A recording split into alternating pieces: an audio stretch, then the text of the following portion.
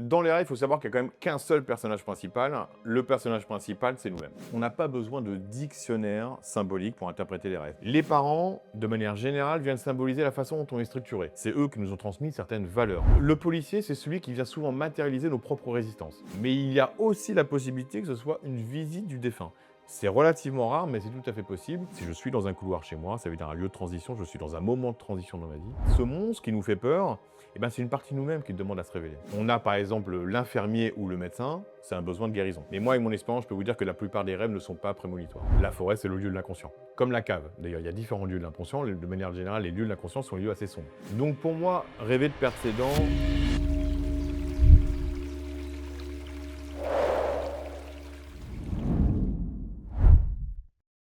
alors d'où viennent les rêves? C'est une question, c'est une sacrée question, c'est peut-être la question. Moi, j'ai mon point de vue sur le sujet, mais il y a différents points de vue. Il y a le point de vue des neurosciences. Le point de vue des neurosciences, c'est plutôt une étude chimique, biologique des rêves, avec une utilité qui est décrite comme étant la gestion des émotions, la gestion du mental ou des souvenirs. Moi, je trouve que c'est quelque chose d'un peu limitatif de certaine manière, parce que ça veut dire que je suis un peu passif dans le rôle des rêves. C'est-à-dire que moi, je parle plutôt d'une interaction avec les rêves, de l'interaction qu'on peut avoir. Comment les rêves peuvent nous transmettre de la connaissance sur nous-mêmes. Comment les rêves peuvent être introspectifs. Alors du coup, là, on arrive sur les personnages les plus connus dans notre époque moderne, qui ont travaillé sur les rêves. Freud, bien sûr. Et Freud, lui, il a une version des rêves qui était liée à l'inconscient, mais une version qui est totalement laïque. C'est-à-dire qu'en fait, Freud avait une vision laïque de l'interprétation des rêves, très tournée sur le complexe d'Oedipe. Et d'après moi, c'est un peu limitatif. C'est-à-dire qu'en gros, moi, si quelqu'un veut me raconter qu'il a rêvé d'une bûche coupée en train de moisir, je ne vais pas forcément avoir un problème d'érection. Donc, d'après moi, ce système laïque, non transcendantal, limite un peu l'interprétation, mais déjà, Freud donne un lien avec la capacité d'introspection. C'est-à-dire que les rêves ont quelque chose à nous transmettre de nous-mêmes qu'il est important de faire passer en conscience. Et donc, on arrive à l'opposant, entre guillemets, de Freud, qui a une vision différente, Jung, qui a une vision, lui, totalement transcendantale, et moi, c'est vrai que je me retrouve beaucoup plus, à savoir que, du coup, pour répondre à la question, je vais plutôt partir sur ce que pensait Jung, c'est qu'il y a peut-être une partie de nous un peu plus grande que nous-mêmes, qui n'est pas limitée par notre contexte spatio-temporel, qui n'est pas limitée par notre boîte crânienne. Et cette partie de nous-mêmes, elle demande à nous aider, elle demande à nous transmettre des messages pour qu'on puisse se comprendre nous-mêmes, c'est-à-dire nous révéler des blocages, nous révéler aussi des potentiels. Et elle le fait à travers une forme symbolique, le langage des rêves. Le langage des rêves, c'est une langue dont les mots sont des symboles. Et comme toutes les langues, on peut apprendre à l'interpréter, à la comprendre, en comprenant bien que ce sont toujours des messages adressés, parfaitement écrits, pour qu'ils puissent venir marquer notre conscience et donc nous permettre de grandir et d'évoluer. Alors je m'appelle Mickaël, je suis thérapeute depuis bientôt 15 ans déjà, ça va vite, peut-être presque 20. Et du coup, j'interprète les rêves depuis très longtemps, depuis le début. Alors c'était pas mon activité principale. Moi, je magnétise et je travaille sur les énergies.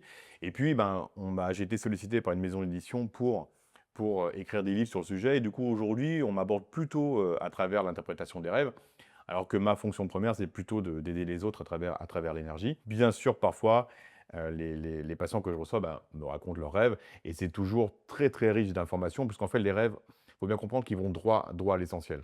La différence peut-être entre mes 2 pratiques, entre ma fonction de thérapeute et ma fonction de quand j'interprète les rêves, c'est que les patients, quand ils viennent me voir, ils me livrent leurs problématiques, mais ils me livrent également leurs, résistances inconscientes. Ils ont des résistances et tout mon travail de thérapeute, c'est de naviguer pour essayer de voir ce qui se cache derrière les résistances. Le rêve, l'avantage, c'est que c'est un message cru. C'est un message, la personne dort, quand on dort, et donc c'est un message qui est au-delà de nos résistances, qui nous dit directement où est le problème, où est le blocage, ou alors où est le potentiel, un potentiel qui peut nous faire peur. Et donc c'est un message qui est direct avec nous-mêmes, qui ne demande qu'à être décrypté et qui va directement à l'essentiel. Alors, les rêves, c'est une question qu'on me pose, on me dit souvent, c'est une remarque qu'on me fait souvent. On me dit: «Mais je ne me souviens pas de mes rêves». Mais en fait, c'est plutôt logique, c'est plutôt, finalement assez commun. Pourquoi? Si je vous parle et que vous ne m'écoutez pas, au bout d'un moment, je vais arrêter de vous parler. Si vous ne pensez pas qu'un rêve a quelque chose à vous dire, en fait, vous arrêtez de vous en souvenir. Ça veut pas dire que vous ne rêvez pas, mais ça veut dire que le rêve qui doit passer en conscience, c'est-à-dire celui dont vous allez vous souvenir, cette source va se tarir. Alors, je ne vais pas spéculer sur les rêves dont on ne se souvient pas, parce que ce n'est pas mon sujet, je vais laisser ça aux neurosciences, mais il y a tout un intérêt à se souvenir des rêves pour passer en conscience.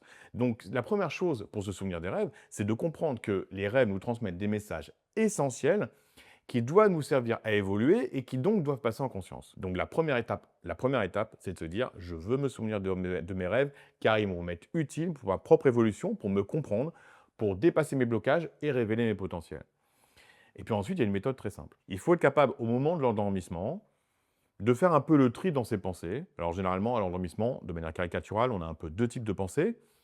On va se refaire un peu notre journée avec tous les éléments qui nous ont marqués et puis on va préparer la journée de demain. «Ah, demain, j'ai un rendez-vous de ci» et c'est souvent des éléments stressants ou plus ou moins, traumatiques, les éléments qui nous ont marqués dans la journée. Et il faut essayer de, comme de manière un peu méditative, faire le tri et essayer de laisser un petit espace entre toutes ces pensées pour se concentrer sur une seule. Se concentrer sur: «J'ai envie de me souvenir de mes rêves». Et s'endormir dans cette pensée en chassant les autres, en repoussant les autres du mieux qu'on peut. Et je m'endors dans cette idée-là.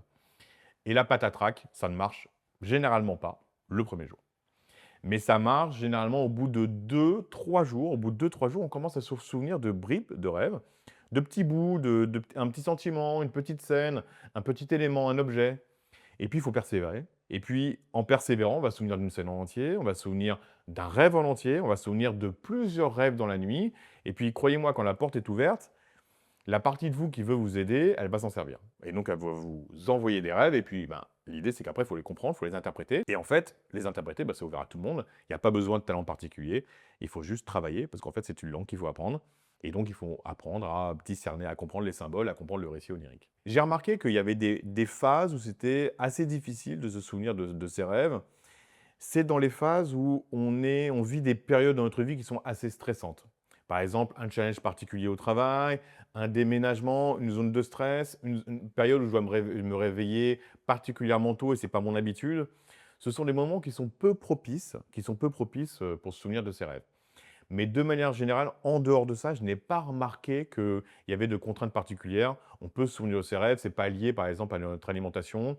Il peut y avoir par contre une influence des cycles de la vie, de la lune par exemple, ou alors par exemple des dates qui sont importantes. Les dates la date de notre anniversaire, la date du printemps, la date des solstices, Noël et jour de l'an par exemple. Là, on va y faire des rêves particuliers parce que ce sont des moments de passage et on peut à ce moment-là, un peu plus qu'à d'autres moments, faire des rêves qui ont une certaine importance, voire qui peuvent être prémonitoires. Les rêves sont faits de symboles. Les symboles dans les rêves, ce sont les mots en fait.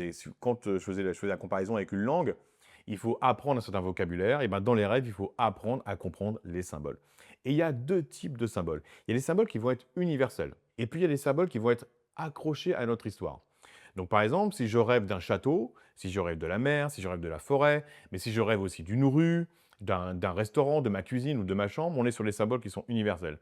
C'est-à-dire que moi, dans l'interprétation, je n'ai pas besoin de connaître l'expérience du rêveur par rapport à un restaurant ou par rapport à une forêt. Mais par contre, il y a tout plein de symboles qui sont très personnels.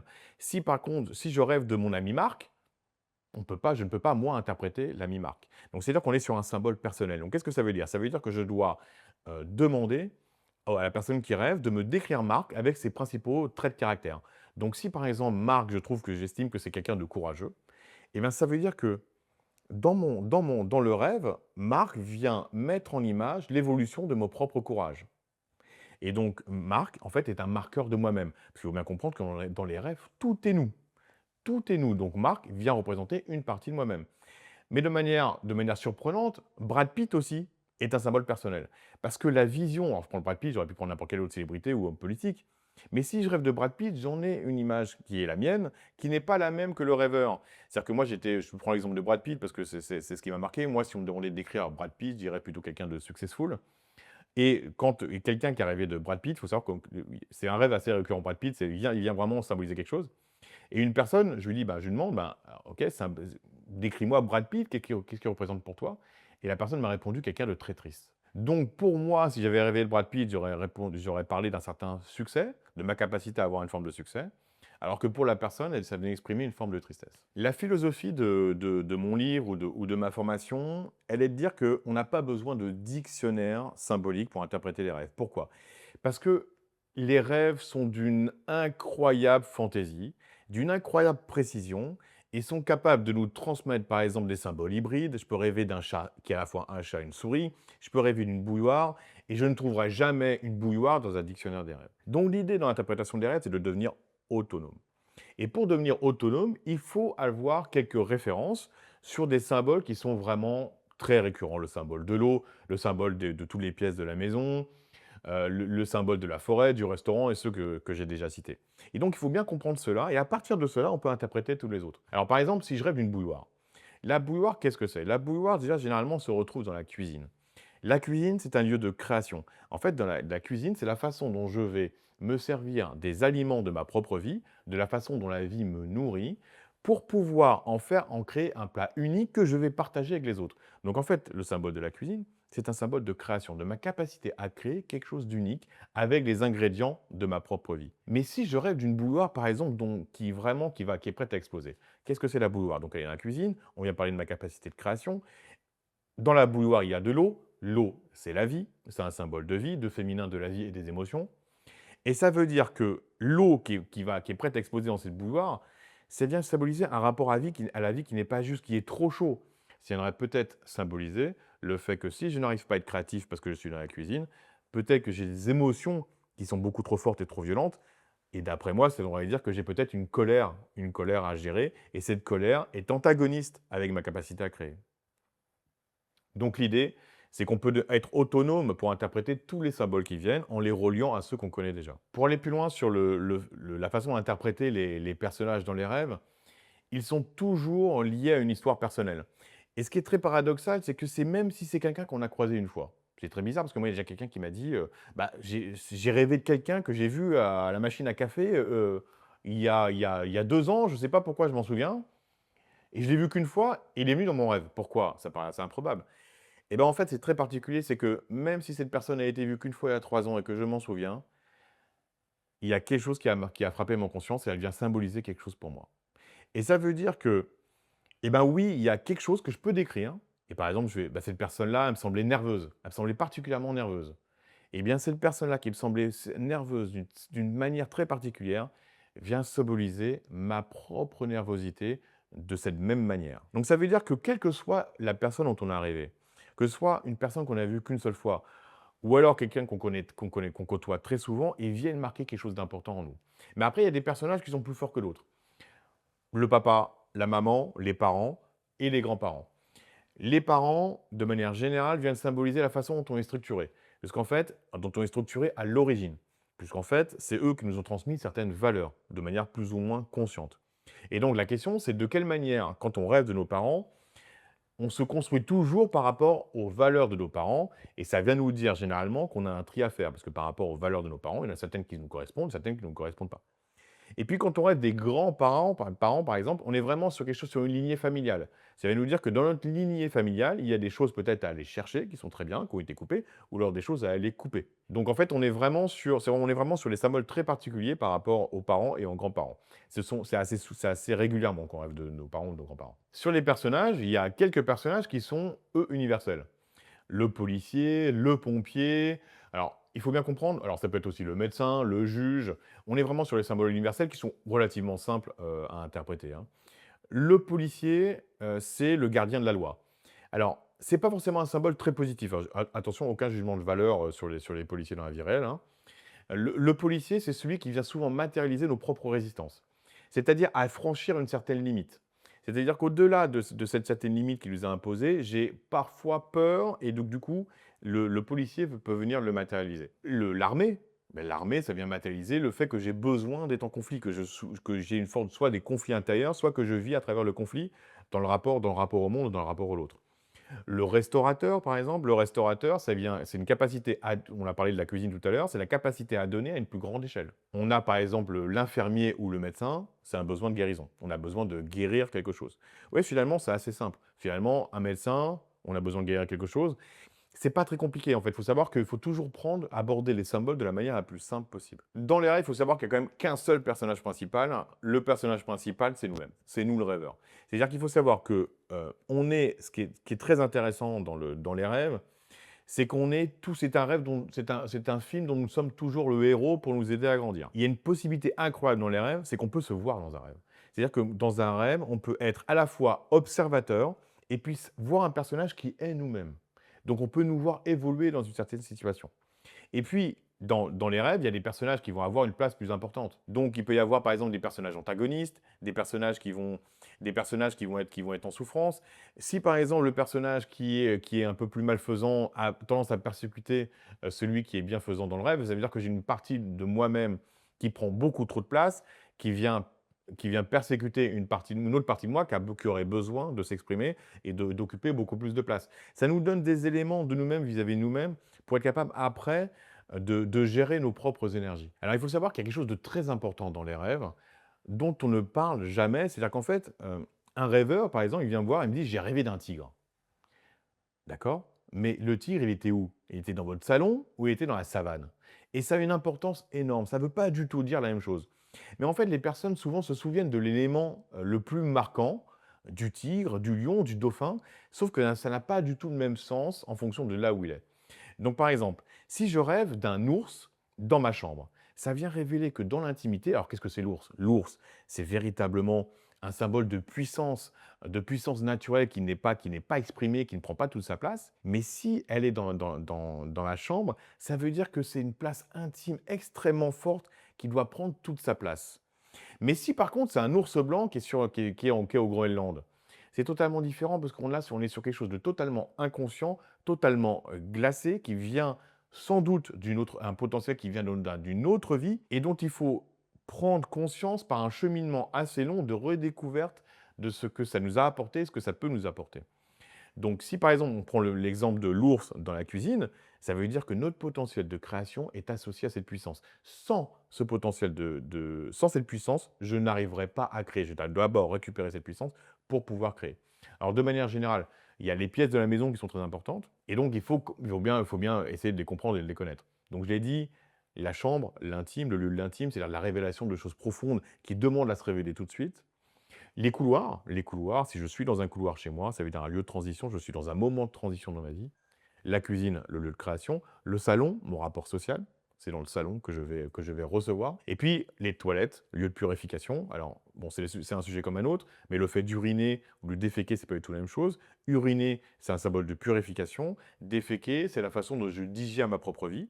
Donc on est vraiment sur les symboles différents, mais toujours dans ce lieu. La salle de bain, c'est aussi un lieu de purification. La différence avec l'urine et les toilettes, l'urine, ça vient me montrer quelque chose que j'ai besoin de nettoyer, alors que la douche, dans une salle de bain, veut dire que j'ai fini ce travail de nettoyage. Chaque pièce sont vraiment importants. Il est important de bien connaître ces pièces-là pour pouvoir interpréter correctement les rêves. Là aussi, il y a les lieux universels et les lieux personnels. C'est-à-dire qu'en fait, si je vais dans un... C'est le restaurant dans lequel j'allais quand j'avais 15 ans avec mes parents. On est sur quelque chose de personnel. Dans ce cas-là, c'est qu'est-ce que j'ai vécu à ce moment-là? Qu'est-ce que ce lieu symbolise pour moi? Mais si je suis dans un restaurant de manière générale, eh ben alors si je viens pour me nourrir, le restaurant vient m'expliquer comment la vie peut me nourrir. Comment est-ce que la vie peut me faire grandir? Comment la vie peut me nourrir tout simplement, de manière générale. Le restaurant, c'est la façon dont je me nourris, mais si je suis restaurateur, ça veut dire comment je peux nourrir les autres de manière assez forte, je peux nourrir le plus grand nombre. La forêt, c'est le lieu de l'inconscient. Comme la cave. D'ailleurs, il y a différents lieux de l'inconscient. De manière générale, les lieux de l'inconscient sont des lieux assez sombres. Donc la cave, c'est le lieu de l'inconscient, mais lié à nos fondations.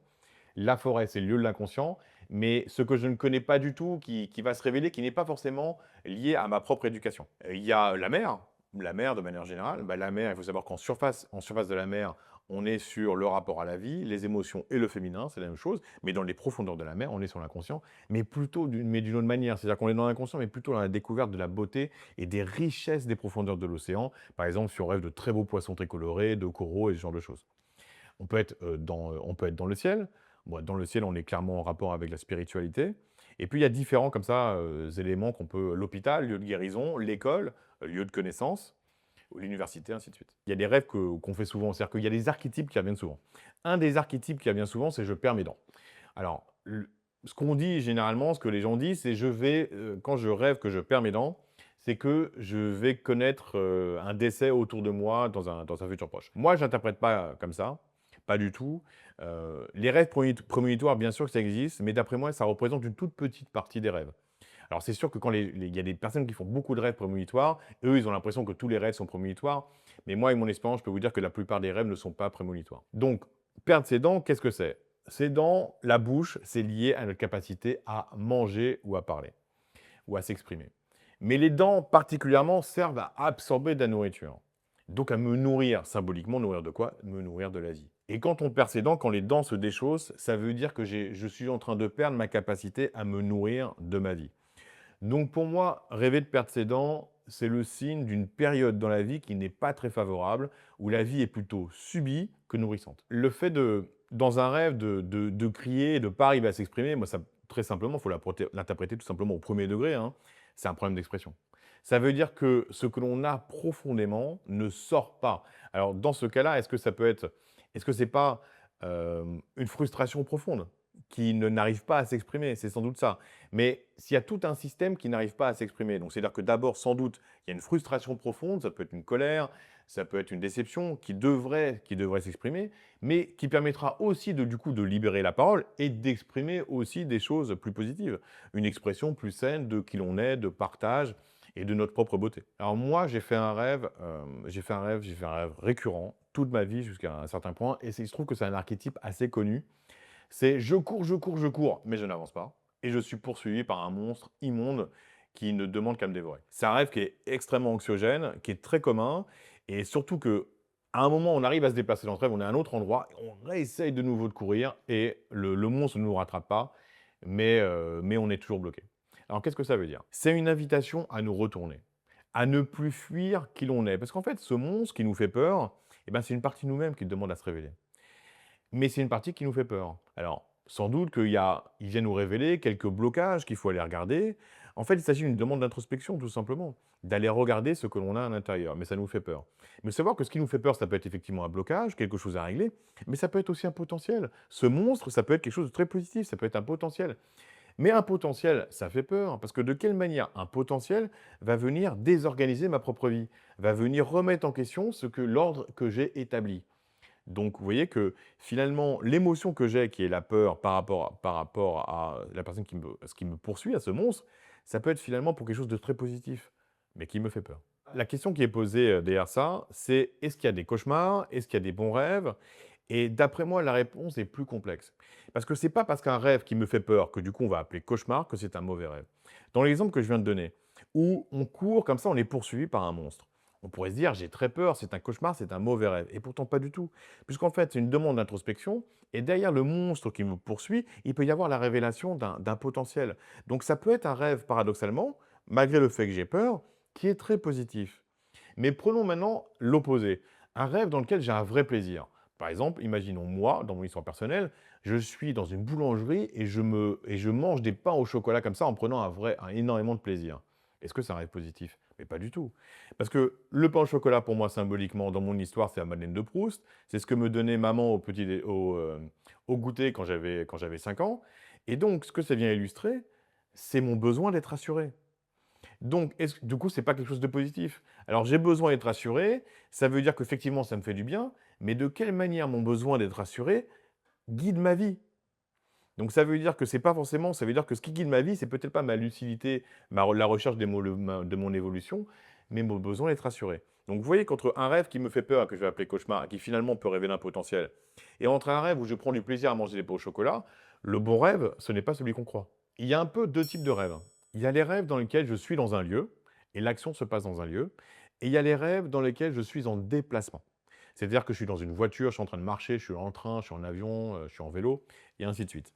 Donc, quand je suis dans un lieu sont très introspectifs, viennent parler de moi, alors que les rêves en déplacement viennent parler de mon cheminement. Donc, quand il y a un déplacement, il faut essayer de se souvenir d'où on part et où on va.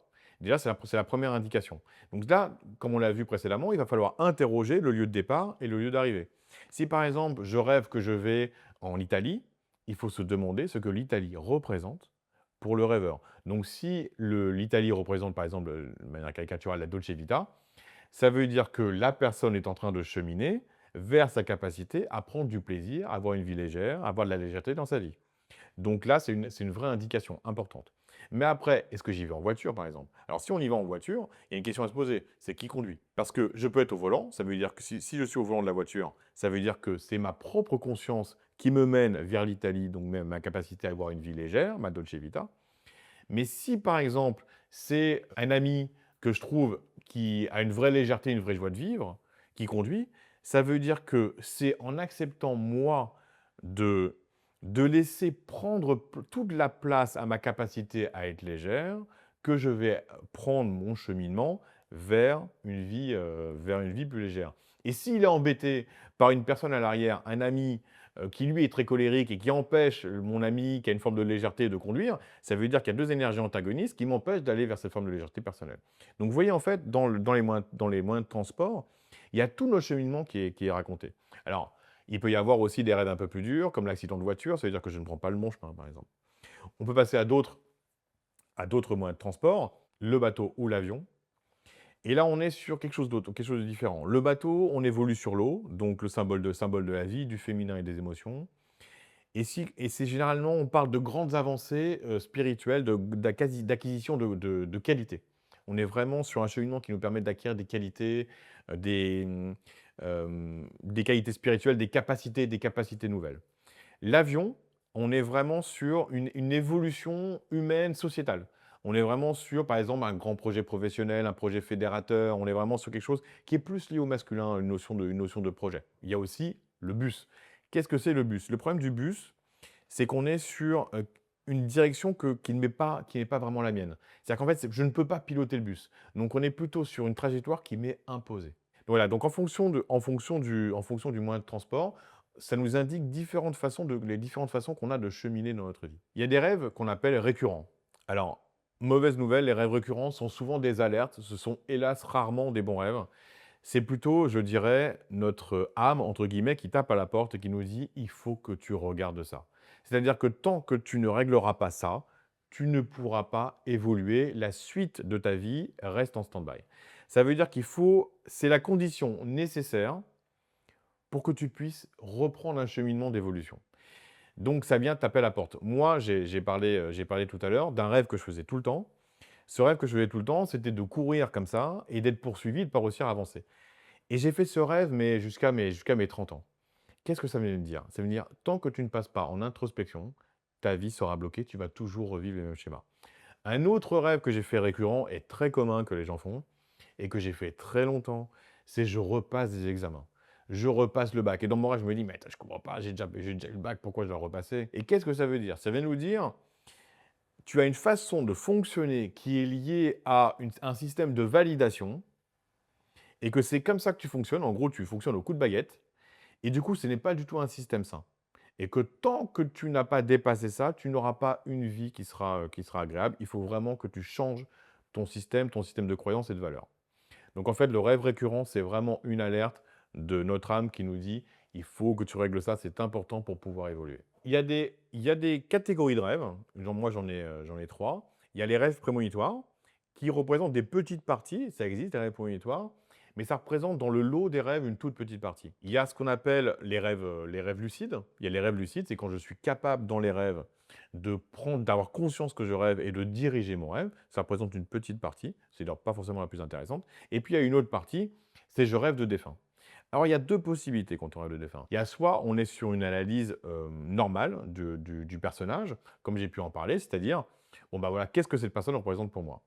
Mais il y a aussi la possibilité que ce soit une visite du défunt. C'est relativement rare, mais c'est tout à fait possible. Et je ne sais pas comment le dire, mais souvent, on en est plus ou moins conscient qu'il s'agit d'une visite. Et du coup, que la personne qui est partie a quelque chose à nous transmettre.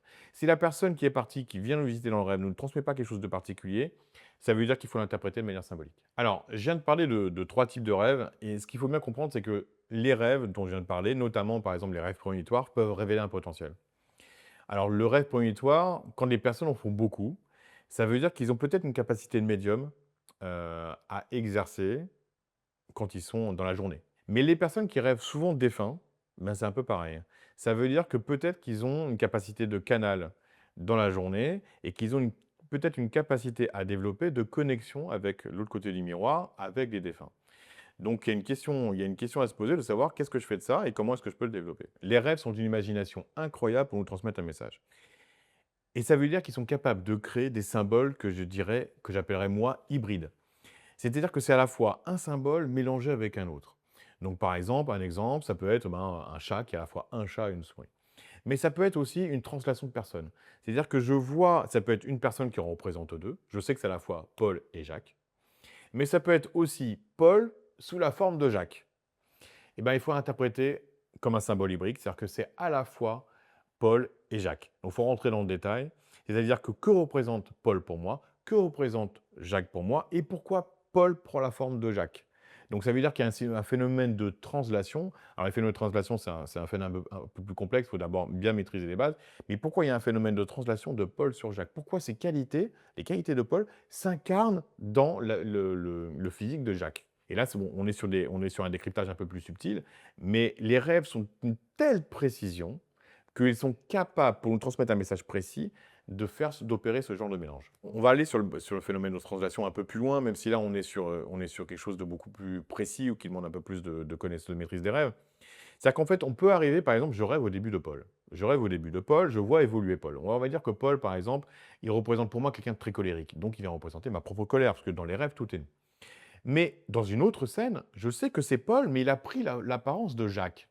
Et c'est quand même assez étrange. Pourquoi est-ce que Paul, au début, était Paul, et puis Paul devient Jacques? Alors du coup, ben, que représente Jacques pour moi?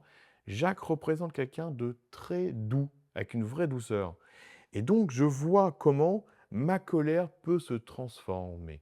Alors, si par exemple, je vois Paul se transformer en Jacques, il y a sans doute d'autres éléments, d'autres ingrédients du rêve qui vont m'expliquer comment transformer ma propre colère en douceur. Et du coup, ça prend la forme de cette translation. L'avantage, l'intérêt des translations dans les rêves, c'est que ça permet de comprendre ma propre évolution. Comment je peux transformer une aptitude en une autre ou un défaut en qualité. Et c'est pour ça que les phénomènes de translation sont très souvent dans les rêves. D'une scène à l'autre, en fait, on a souvent le même symbole qui prend une autre forme. Quand on commence à rentrer dans l'interprétation des rêves et qu'on commence à se souvenir de rêves en entier, il peut arriver un truc, c'est qu'on rentre dans une série de rêves. Alors, il faut que je rentre un peu dans le détail, ce que c'est que le récit onirique. Le récit onirique, il faut savoir que c'est très simple à comprendre. J'ai dit, les rêves sont faits de symboles, mais il y a un récit qui est construit de manière très classique. C'est-à-dire que si je me souviens d'un rêve en entier, il faut savoir que la première scène est l'introduction, exactement comme dans un roman ou dans un film. C'est-à-dire qu'il y a une problématique qui est posée et qui est souvent très simple, très concrète. Ça peut être une problématique financière, amoureuse, problématique de travail. Ce sont les choses très concrètes qui touchent notre vie. Donc, dans la première scène, cette problématique est mise en lumière. Et puis ensuite, de scène en scène, c'est-à-dire de lieu en lieu, je vais voir cette problématique évoluer pour qu'elle puisse être mise en conscience. Et quand on se souvient très bien des rêves, qu'on se souvient de mieux en mieux des rêves, un rêve n'est peut-être parfois n'est pas suffisant pour que cette problématique soit totalement décortiquée et passe en conscience. Donc ça veut dire que la problématique est posée au début, quand le rêve se termine, j'ai pas vraiment l'issue, et puis soit dans un rêve de la même nuit, soit dans un rêve du lendemain, on va en reprendre exactement comme une série Netflix, là où on en était, et la problématique va être prolongée sur plusieurs rêves, avec une conclusion qui peut être après le troisième rêve, quatrième rêve, ou après le deuxième rêve. Et au bout d'un moment, on a cette problématique qui est conclue. Donc on peut avoir véritablement une série, comme une série Netflix, mais qui parle de nous pour nous aider à aller au bout d'un schéma. Moi, je fais pas de différence entre les rêves qu'on va dire très farfelus, ou voilà, avec un tigre dans le salon, des choses qui sont des objets inattendus ou en train de voler, ou alors des rêves qui peuvent sembler plus terre à terre, c'est-à-dire des rêves, par exemple, où je vais revivre ma journée, ou voilà, des choses qui semblent beaucoup plus concrètes. En fait, c'est la même chose. Que ce soit des rêves dans lesquels je vais revivre des éléments de ma journée, des personnages voire des personnages de mon quotidien, il faut savoir que ça reste un récit symbolique qui vient mettre en lumière quelque chose de beaucoup plus profond que notre quotidien.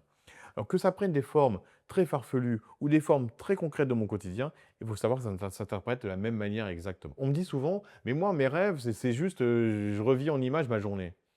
Mais c'est parce qu'en fait, tout ça, c'est cohérent. Ça veut dire qu'en fait, le rêve que je fais la nuit, il vient me parler de moi. Et donc, et ma journée me parle aussi de moi, de manière symbolique. Donc, en fait, c'est normal qu'il puisse y avoir un parallèle entre mes rêves et ma journée, parce que finalement, tout ça est intimement intriqué. Pour conclure, je dirais que le plus important, c'est de comprendre l'importance de se souvenir de ses rêves et de les interpréter.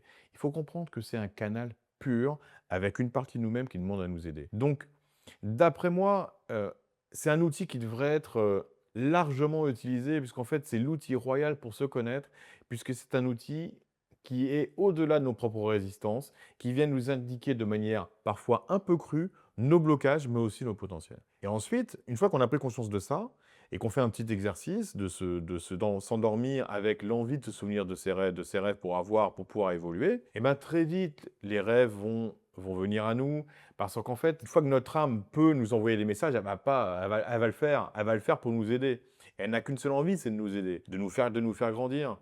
Et une fois qu'on se souvient de ses rêves, bah, c'est comme le vélo, hein. C'est-à-dire que toute sa vie, on pourra se souvenir de ses rêves.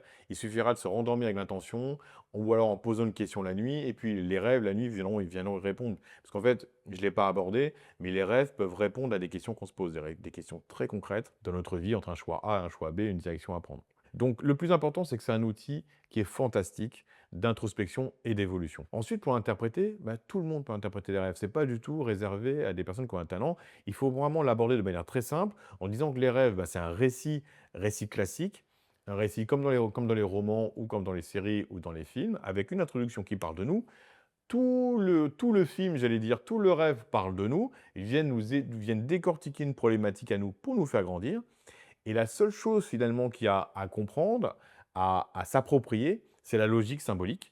Et donc cette logique symbolique, elle s'approprie de manière relativement simple. C'est-à-dire qu'en fait, j'ai besoin d'aller connaître quelques symboles universels pour pouvoir interpréter tous les autres. Alors, mon deuxième livre, le premier c'est La langue des rêves, le deuxième c'est le mini-guide ultime des rêves aux éditions Le Duc. Alors, il faut savoir que là-dedans, il y a un condensé de tout ce qu'il faut savoir pour interpréter les rêves. Donc, comme je l'ai dit dans la méthode, il y a tous les symboles qu'il faut comprendre, les symboles les plus courants qui vous permettront d'interpréter tous les autres. C'est une méthode très simple qui vous permettront d'avoir un accès à vous-même, à votre âme qui ne demande qu'à vous aider.